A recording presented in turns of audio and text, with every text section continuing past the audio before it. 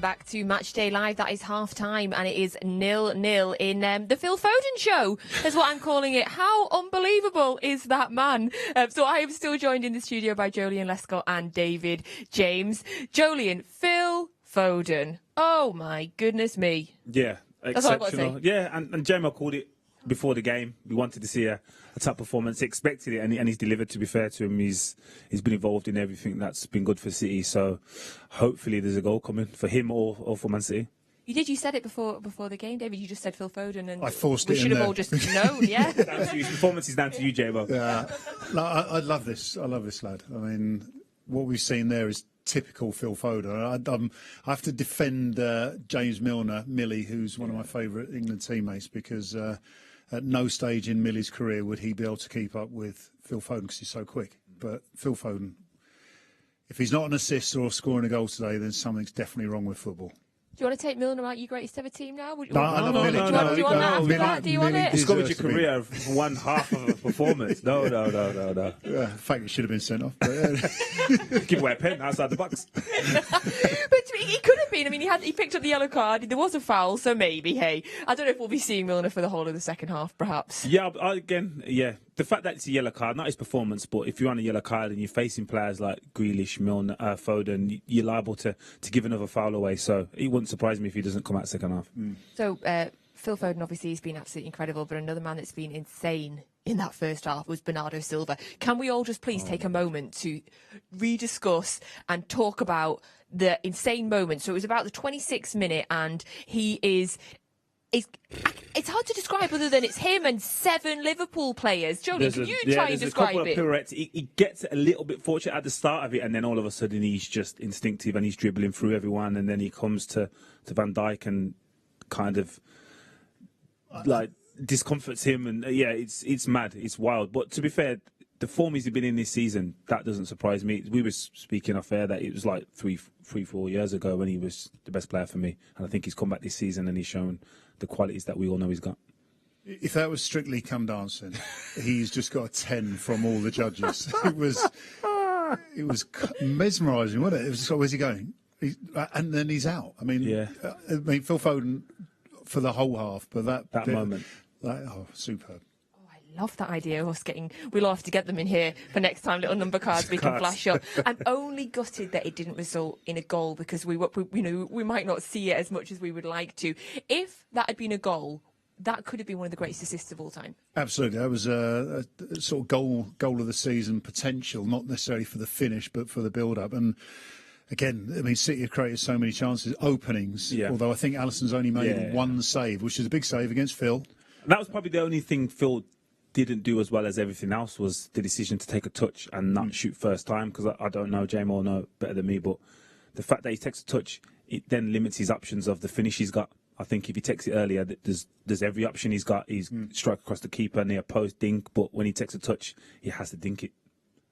So Liverpool haven't had, I can't remember any shots on target. Forgive me if there was one that I forget. What is that? Are we looking particularly defensively solid, do you think, Joleon? Yes, but again, our defensive kind of structure isn't just sitting deep and relying on the defenders. It's let's get the ball high up the pitch and win it back early, and then keep possession long enough for them not to have sustained attacks, because the longer we have the ball, the less obvious, the less they have it, and the less opportunities they can create. So we defend as well as everyone else, but just in a totally different way. I just checked it there because I like to be honest on this programme. Yeah, no shots on target for them. They've had one shot in total. We've had 7 shots, 1 shot on target, but none for Liverpool so far. There was a moment in that half though that had me screaming when Diaz to Edison, and it was like right on the line, and I was like screaming. But you were very calm. You were fine with that, weren't you? So was Edison, which is why Diaz did it, because he's got the coolest, calmest goalie in the Premier League. I was like, all right, have it back.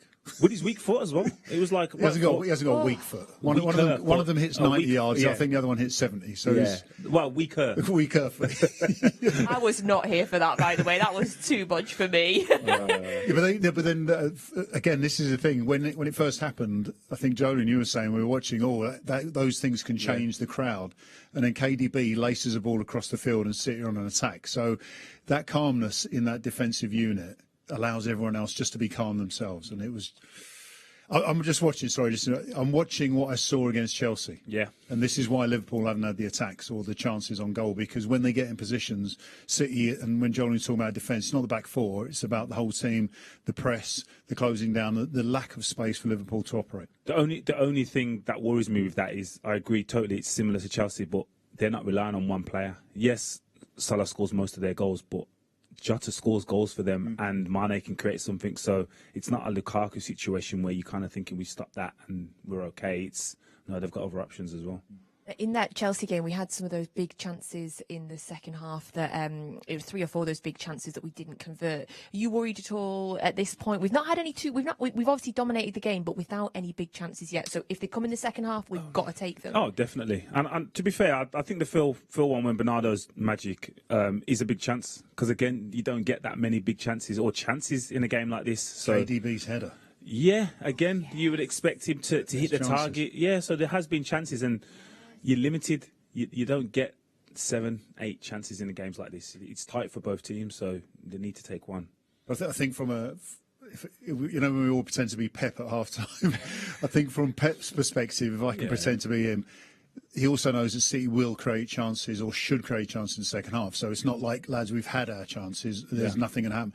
And if they, again, going back to the Chelsea game, the first 5 minutes of the second half is most important. Continue that kind of pressure, then Liverpool as a group, as a team, will be like, we've got another 45 minutes of this. If they step off for the first 5 minutes and give Liverpool some breathing space, that's when you might see Liverpool come back into it. So I think Pep will be in a good space. In terms of any changes in the second half, are you expecting any point? Are you hoping Mahrez is going to come on? I want Mahrez on, not for my fantasy team. I'm kind of looking at where Man City can improve. Because they've created chances, then I think against a side like Liverpool, you're asking for a lot to get much more improvement. I think Liverpool make changes. I think, like Joleon said, that Millie might come off, Gomez might go on. Then you've got to deal with a different kind of defender. You won't get that freedom, perhaps. And also, you're going to have a different type of attack. So it's whether Liverpool make changes and how Pep reacts to that, rather than us needing to make changes against Liverpool. Another player on the pitch, Jack Grealish. We've seen him in a slightly different position today. Obviously, we've been kind of used to in the last sort of 6-7 games of seeing him predominantly out on the left. He's been more central today. What did you make of that? There's been rotation. I think I've seen him on the right as well. I just think it's giving him the freedom to do other things, like Jack's done exceptionally well since he came, and the PSG game probably wasn't his most productive. So I think Pep's recognised that, let's look at him in other positions. And as I said, Jack, he's probably as comfortable as anyone in the team on the edge of the box when there's players all around him. That's not an easy thing to accept, that every player is comfortable doing that. And I think we've seen occasions where he's got it and he's just turned. All of a sudden, he's facing the defence. So I think that is probably the reason why he's operating in the middle. And another man I just want to mention as well is João Cancelo. We talked about him briefly before the game, sort of saying, would there be a battle between him and Salah? Not too much yet, but he certainly had a great first half. Yeah, and again, I go back to the point that the whole City team is defending, which means that Salah's not getting the freedom to pick balls up and face one-on-one so often. Cancelo, great, and I keep going back to Chelsea. It's so fresh in my mind. If City are going to have more dominance, then you'll probably expect him to get further forward. I think the positioning of Kevin De Bruyne at the moment compared to that Chelsea game seems a little bit deeper. I'd like to see him go a little bit forward rather than talking about substitutions. Then Cancelo gets more into the game because City will have more around Liverpool's box. At the moment, it's still a little bit end-to-end, even though Liverpool haven't got the shots, if that makes sense. Yes.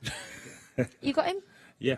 But no, again, I agree with the Cancelo thing. I'm just sceptical that the outcome doesn't end in a goal or a goal kick when he's forward, because Salah's not one to track. So if they then break, Salah's up there, kind of like Messi. It's not a case of, you're not in the team to defend. He's not in there to track fullbacks. He's in there to affect the game for Liverpool going forward. So I'm just weary about that. So before we go back for the second half, we're going to have another look at our cryptic City. This has been a tricky one today. No, not for David James. David James told you the answer. Teamwork. Oh, wow. It's teamwork. Yes. Was it?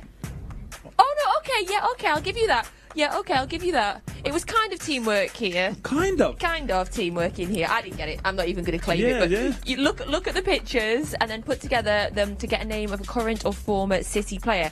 Now, if you put them on Twitter and use #ManCity and let us know how you are getting on, we'll give you the answer at full time. Let you know that N. Horwitz, you've got it right. Lawrence Defriend, you said it was a difficult one, but you got it in the end. Now, Glenn, no, Glenn, I've no idea how you've got Costel Pantilimon. So what if the people that are entering this go and look at the names that you've just mentioned, and everyone all of a sudden now just puts in the right answer? So N. Horwitz is about to get a couple of thousand new followers just to find the answer to. You are a very clever cheat, Joleon. Yeah. Oh wow! By the way. But seriously, I don't know how Glenn has got Costel Pantilimon. I don't know. Glenn, would you tweet me again, please, with #ManCity and explain how you got that? No, Cost salad. Cost salad. Oh, that is. Yeah. Costa lettuce or something Costel like that. Pantilimon, man, yeah. Okay. But well done, everybody. Thank you for taking part. At full time, we will explain it to you. Now, we've got a couple more questions that are coming for both of you from our WhatsApp. So, question for you first that's come in from Coat in Fascinaze, and I do hope I got that semi right. Becker or Edison? Who is more important than the other in terms of the team? Whoa, what a question. I would say for Liverpool, Alisson Becker is highly important, as you saw with the save against Phil Foden. I mean, he has been at the top of his game this season already. But from Edison, you saw the pass to Phil Foden. And Phil Foden's involved in everyone's games at the moment. But I think equally, I mean, I prefer Edison because I did an interview with him a few months ago. And man, that guy is so good. I love him. Yeah. We love him. Yeah. So I'm biased. I love him. Did you ever wear a gum shield, by the way, when you were in goal? Are you saying I didn't speak properly or I've got bad teeth? No, when he's playing, he wears the mouth guard. Oh, does he? Yeah. I think since one of the collisions, though, wasn't it? I think was it was it? a collision that... Because Gomez used to as well. Yeah. The other Brazilian goalie who never played for Brazil. I wondered if it was because he was like properly going in for a battle, like, you know, that was his, brave as a lion, this man. Oh, isn't he? I love it. I don't think either of them work in the opposition teams, though. I don't think the styles of the goalkeepers are as effective if you change them over. That's a good shout. I haven't thought of that one. Yes, I like that. Okay, another quick question. I think the teams are coming out, but before we do, Alfie's just asked, nice and simple, who do you think will play the best this half, and what are your expectations for the teams? I don't think Phil drops off the performance he's just produced. He doesn't go unnoticed now, so I think he continues the way he's played. And if City win this game, even if they don't, if City get a positive result, Phil Foden's man of the match already. Yes. Yeah, more of the same from Phil. I just want to see KDB push a little bit further forward to really put the pressure on Liverpool. Thank you, and thank you very much for your questions that you've been sending the gents today. Keep them coming in. I will ask more at full time, and we'll give you the answer to Cryptic City as well. We'll be back at full time. Now, before that, I'd like to show you my T-shirt, if you can see it. It is City in the Community, because I adore City in the Community. We all do. We're all very, very proud of it. And City in the Community is turning 35 years old this October, and we were going to be celebrating that with a month-long campaign. Now, that kicked off today during the WSL fixture over at the Academy Stadium. You can see Steph Horton on your screens there, holding up, supporting City in the Community. They are the club. City in the Community are, of course, our official charity, and we're committed to empowering better lives through football and supporting people right across Greater Manchester since 1986. City in the Community also do incredible work all around the globe as well, like really, really amazing work. If you don't know too much about what they do, I'd highly advise you to look into it and to support them. So to kick off the celebrations, our players Steph Horton and Rodri went to visit some of our CITC programmes, but they did it with a bit of a twist. Let's see how they got on.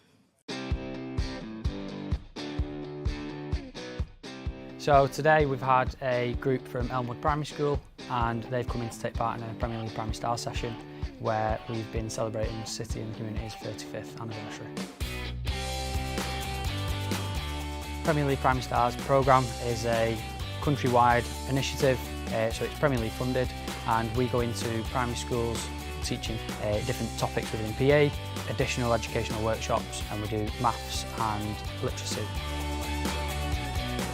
We met a football player and he told us about his childhood and what he grew up to be.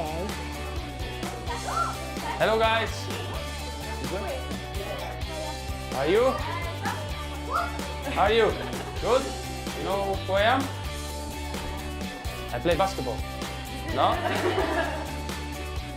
Most important thing, how's your behavior? I think it's important to have more contact with the kids. And yeah, it was a wonderful experience, always fighting against a good, like a charity of Man City.